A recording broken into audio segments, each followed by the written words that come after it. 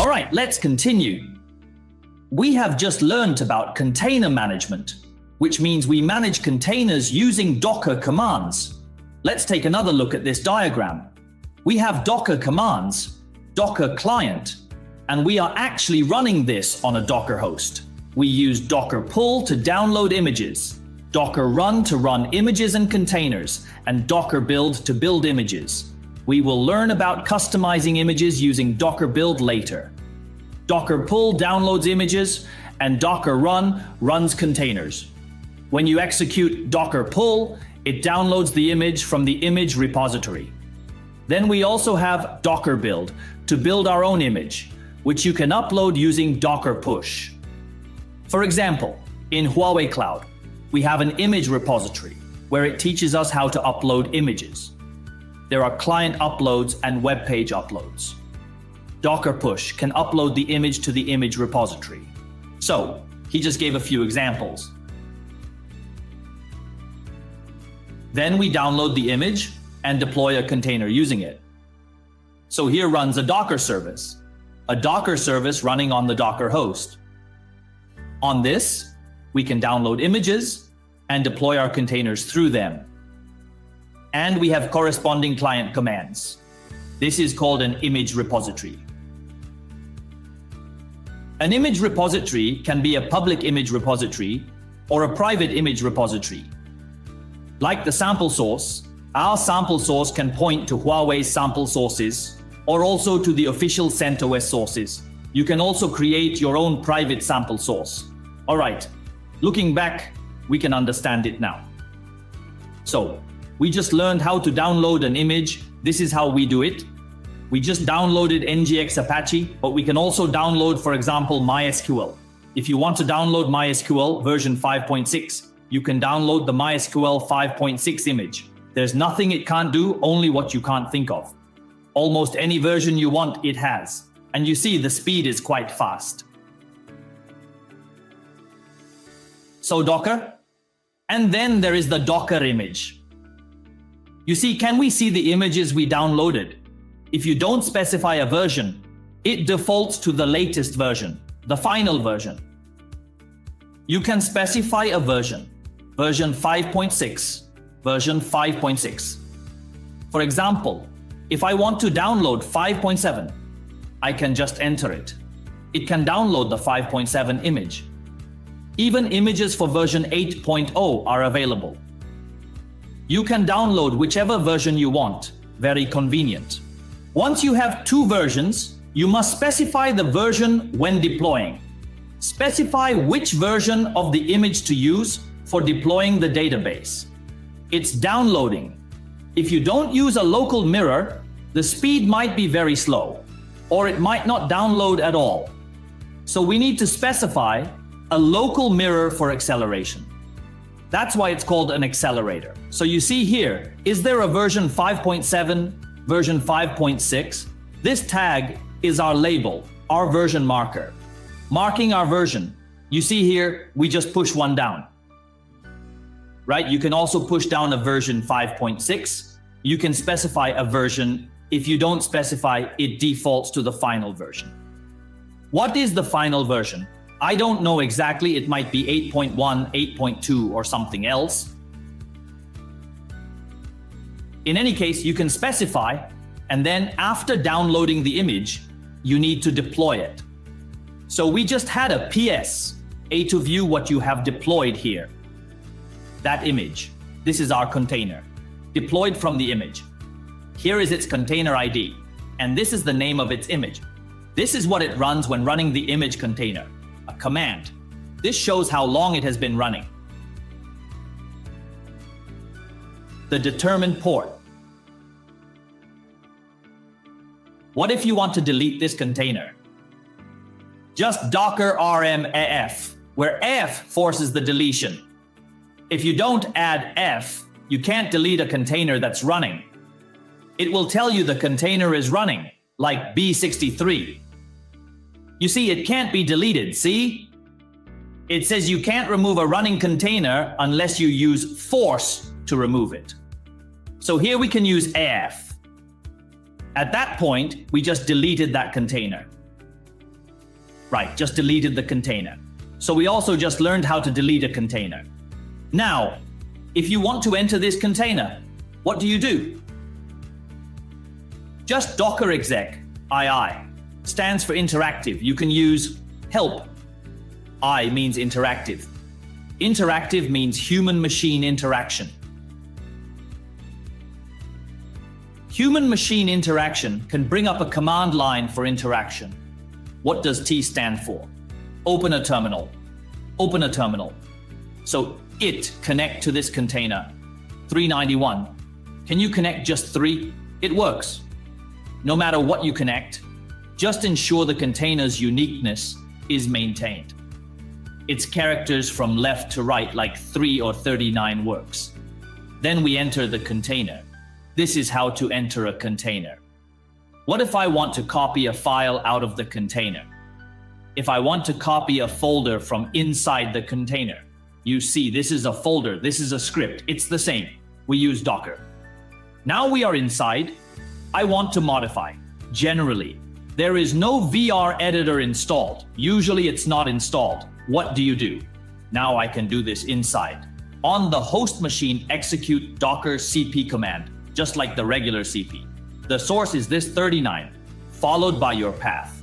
Whatever path you're in, the file under root. The file under root, copy it to my TMP directory. At that time, the file from this container from this path is copied down to TMP. Let's open it and see. I just copied this script down. If you want to modify it, then modify it here on your host machine. Once you've modified it, you can, for example, I add a section here. I add a section, just add a hello. I just add it randomly. Docker cp, this file, copy it back, copy it to him. It then overwrites it. It overwrites it. Now let's go back into this container. You see, now I'm the source, he's the target. Just now I copied it out. He was the source, I was the target. We open this. You see, isn't my newly added line here? This shows it was overwritten. It was overwritten. To prevent any problems, you just back up the original file. To prevent any mistakes, have a backup. Okay? Now we're entering the container. You're in the container, just like we normally would. But the container, I said, it doesn't have its own file system. Its file system is the host machine's file system. It also doesn't have its own kernel. Its kernel is our host machine's kernel. You see, our host machine's kernel is 3.10. You see, isn't this also 3.10? Its kernel is the host machine's kernel. It doesn't have its own kernel. So I said before, it does not have kernel mode. It only has user mode. So, can I install packages inside it? Yes, you can. No pins are needed because the system inside is Ubuntu. When the image and this container were encapsulated, it actually used Ubuntu as the system. So, you install packages using Ubuntu commands. Ubuntu, look, the source for Ubuntu is here. Our sample source, isn't it under etc? Under the sample, it's not here though, because the system inside is Ubuntu.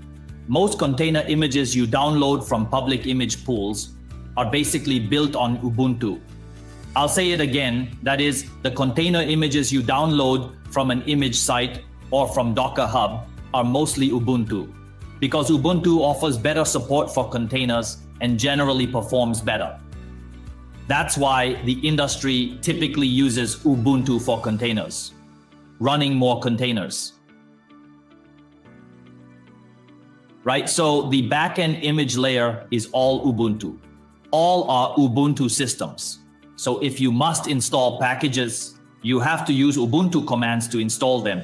Here is our sample source. It's called source.list. We call it yum, they call it source. So you have to install packages like this, but here you can't install Y because it's pointing to the external internet and our host machine may not have internet access. Apt install VM, you see we can't access the internet. We can't access the internet. So if you want to access the internet, it's also possible. We add a rule on the host machine, create and snat. to let all this outgoing traffic go through the host machine? That's a discussion for later. So, we just learned how to download images, how to create containers, and how to start containers. Look, we specifically just create containers with Docker create, right? Name webs02 njx docker ps. Was this container created but not running? Not running, see? So you use Docker, start D1, enter. Is the container running now? It's running. Here it is. Good. So we just created with Docker create and started with Docker start. So it's equivalent to now Docker run. Good.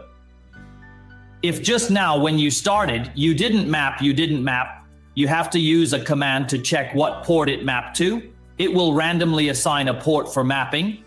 Then if you want people outside to reach it, you definitely need to map. So we have P8882. If you don't specify, name, it will randomly generate one. But then you'll find that this container is not slowing down. It's continuously running.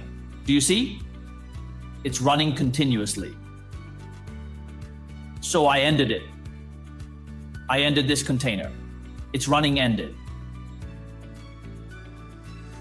So we run containers. Why add a D? D is to run it in the background. To run it in the background, so it won't occupy the current terminal. Otherwise, it will occupy the current terminal. So it runs in the background, running in the background, right? Running in the background. Okay, can save one be changed? Of course it can be changed. It can be changed. There are specific commands for modification.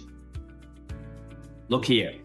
There is rename a container, delete a container, save, start, stop, and various other delete commands. Look, there are so many commands here. Docker has many commands. All these are possible. For example, ports. Didn't you just map ports? You can also change ports. Look, list the port mappings or specify whether to map to the container. That's also possible. Okay then, we've just learned about these containers. I want to go in and change the contents inside. That's also possible. That's also possible. Good. Good. You change the configuration file inside, you recreate it. It's just like recreating it with the image. As long as you haven't changed the image. It's like deploying a cloud instance with an image. You change the cloud instance, and after you've changed it, you delete the cloud instance. Then you deploy another one with the image. Isn't it still the same as what's in the image? Right? Okay. Good. Everyone, if you had no prior knowledge, could you understand the content we covered earlier? Could you understand all that content? Everyone, is that okay? Is that okay? All right. It doesn't relate to previous basics. Containers are a completely new topic. Completely new. Good, let's continue. Continuing, we'll use Apache and Nginx as examples. We'll often use them in the future.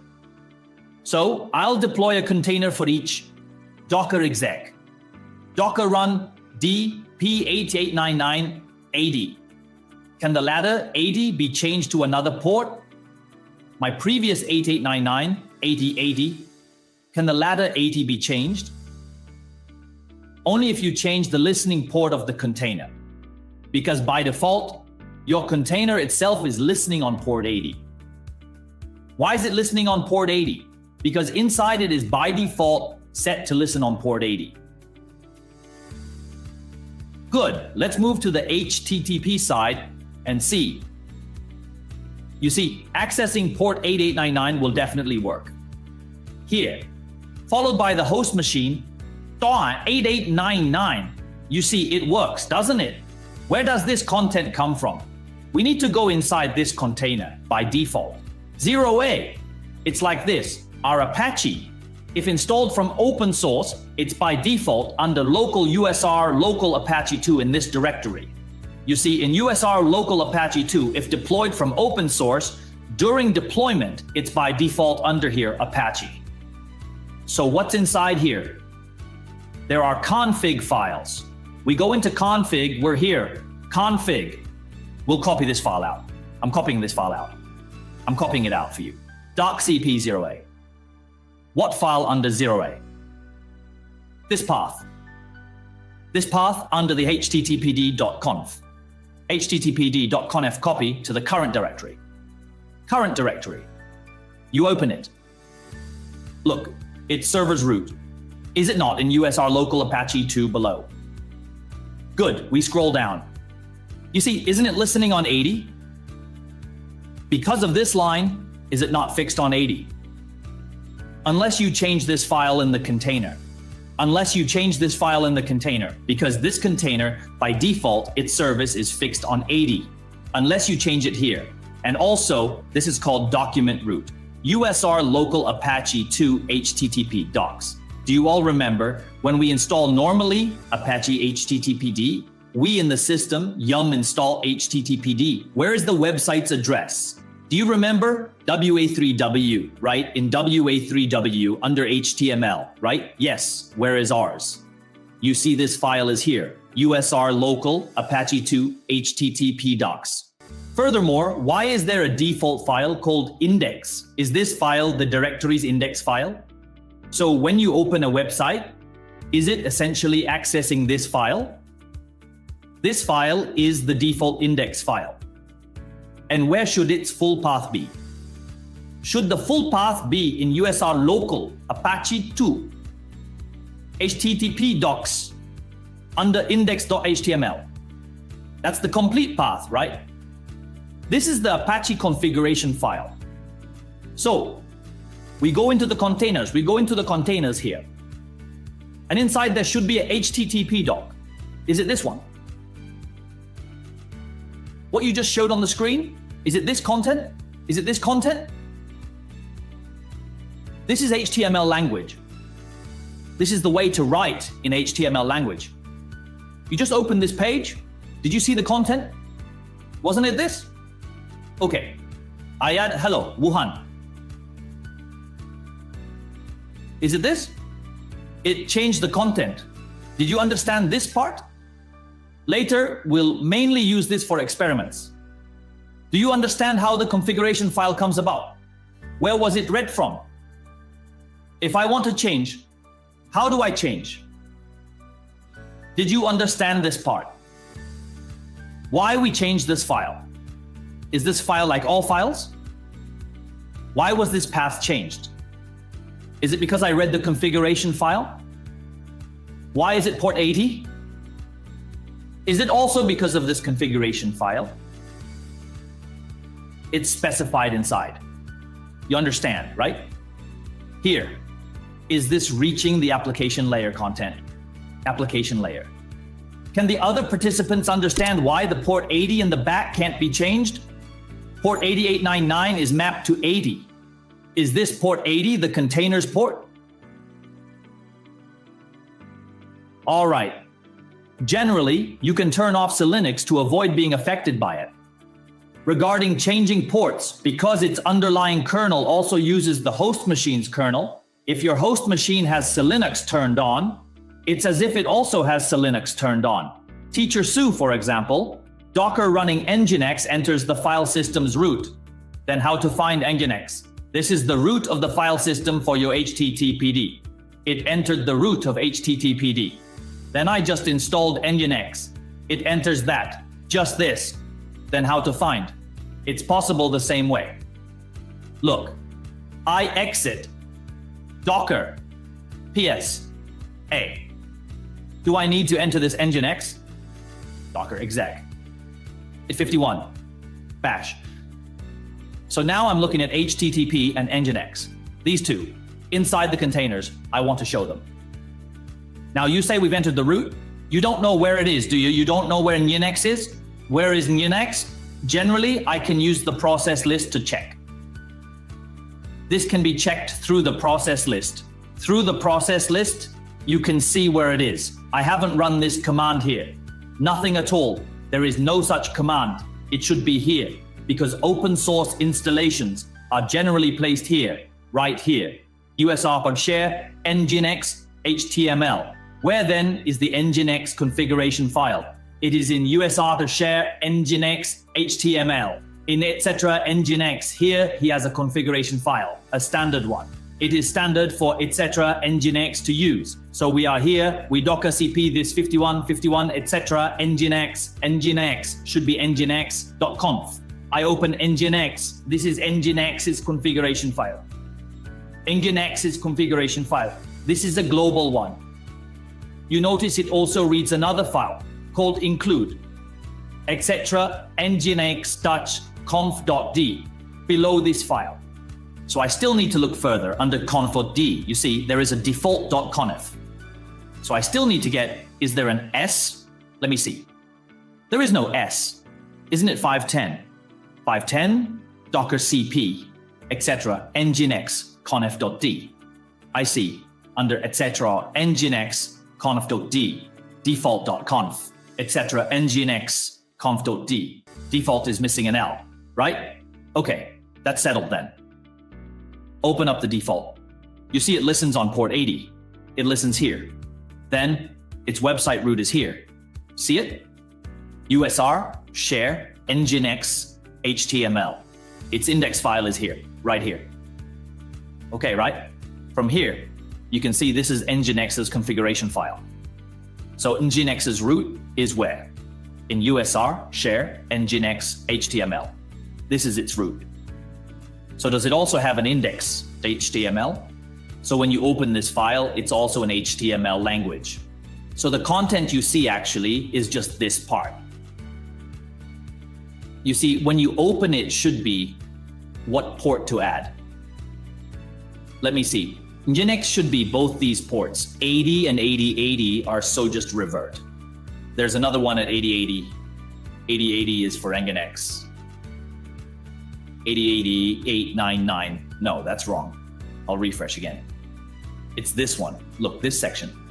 Isn't it the configuration just inside nginx? That content. Just that content. Okay, good. So just now, we also demonstrated these two images. We often use configuration files. We often use them. Okay, then. So it still won't open, right? Okay, today let's set up a special database. Databases might be different from others. Different from others.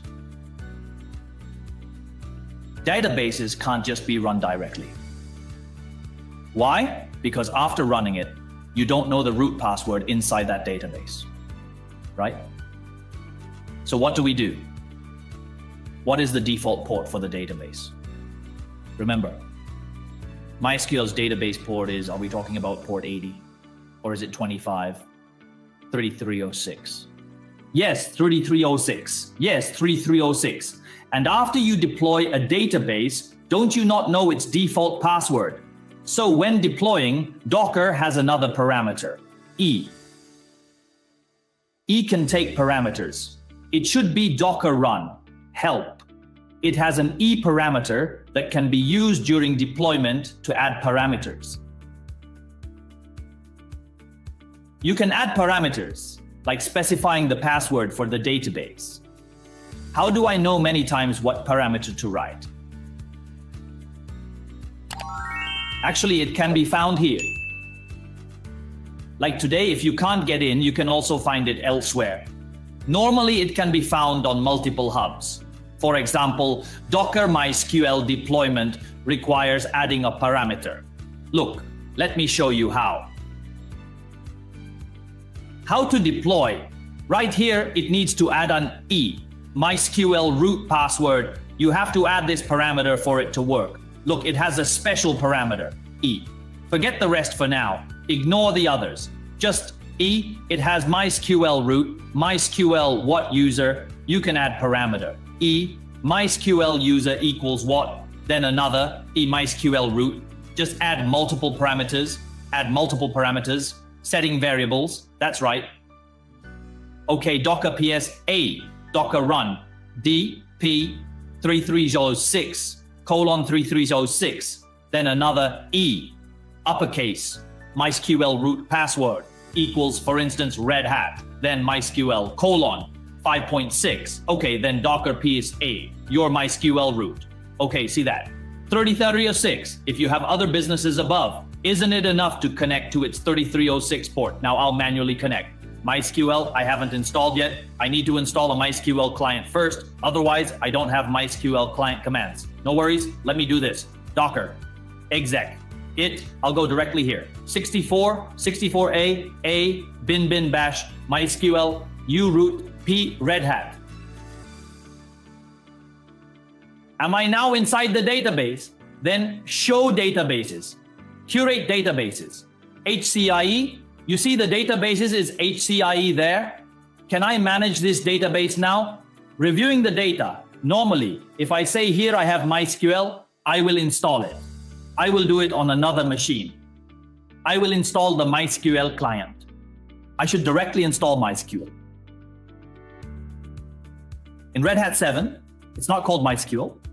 It's called MariaDB. In Red Hat 8, it's called MySQL. And in Red Hat 6, it's also MySQL. It's called MariaDB. So let's install MariaDB. Okay, I'll just pick a machine. I can use MySQL, U root P, then hit enter. Why can't I connect? Because the database is not on this machine. H, attach hostname. MySQL, it has an H parameter used to specify the hostname. Here, PH, it should be 192.168.2.106. If its port is not standard, you still need to add the batch. Like if it's not 3306, but 3366, you would do this. If it's the standard port, just do this. Am I inside the database now? If I use an app to connect to the database. So that should solve it, right? During an exam, there are exam questions inside the container, requiring the migration of the database inside the container to the host machine, or migrating the host database into the container. That's the requirement. Yes, it must be transferable. So, running a database container goes like this. You need to add variables. How do you know to add variables? How do you know to add variables? Actually, I don't know either, but I can look it up in here. Check MySQL's parameters.